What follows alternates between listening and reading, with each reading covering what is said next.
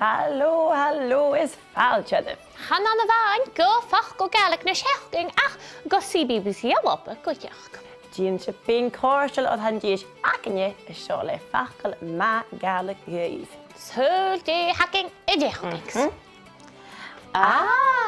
Plubadaich. A ciallachadh splashing, floundering, no bubbling gently sa chanan ile agus seo mar a chleachcha siad Plubadaich an a sentence. Befeichlach han lava as a volcano sin I Plubadaich.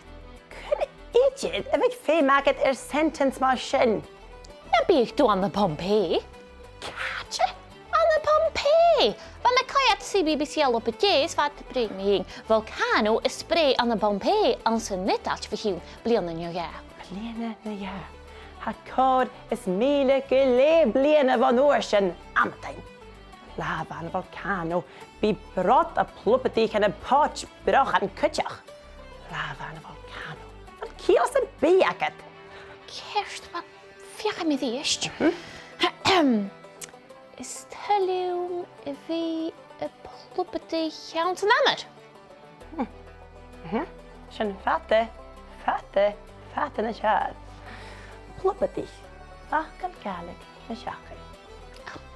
Siad helium sy'n fi Plubadaich.